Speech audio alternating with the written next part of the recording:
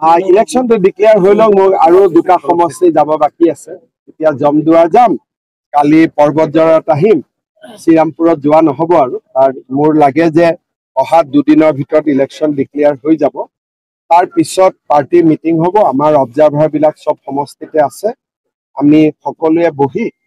28 তাৰিখৰ ভিতৰত ডিচিশ্যন লৈ ল'ম কেইটা সমষ্টিত আমি ইলেকশ্যন প্ৰাৰ্থিত্বৰ ওপৰততো মই ক'ব নোৱাৰিম দলৰ মিটিঙৰ পিছতহে ক'ব পাৰিব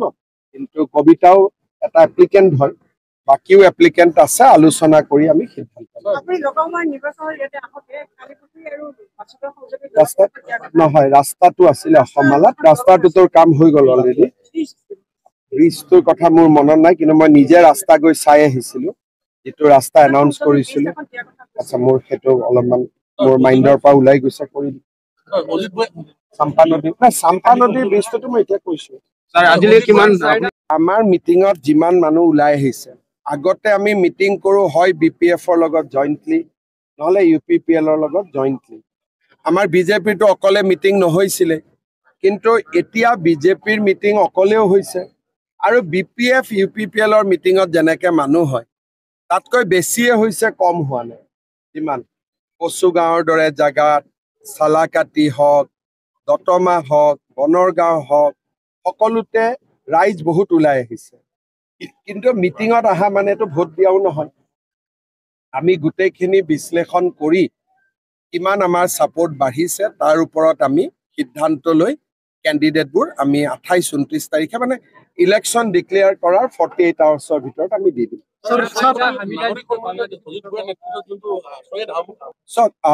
সৈয়দ হামিদা সোনিয়া গান্ধীৰ বান্ধৱী হয় আৰু ডক্টৰ মনমোহন সিঙৰ দিনত তেওঁ প্লেনিং কমিশ্যনৰ মেম্বাৰ আছিল তৰুণ গগৈ ডাঙৰীয়াই তেওঁক কেইবাবাৰো গুৱাহাটীত নিমন্ত্ৰণো কৰিছিল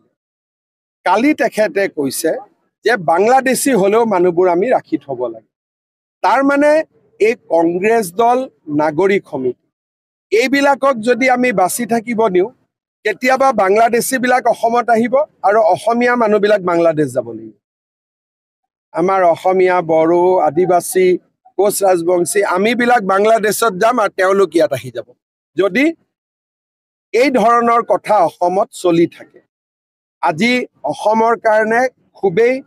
সংকটময় সকলোৱে লগ হৈ সংকটৰ মোকাবিলা কৰিব লাগিব আৰু অসমখনক আমি নিৰাপদ কৰিব লাগিব বিজেপিয়ে নিজক অগ্ৰাধিকাৰ দি আছে বৰ্তমান বিজেপিয়ে ভাবে যে বিজেপিয়ে নিজেই চৰকাৰ গঠনৰ পৰ্যায়লৈকে আহি গৈছে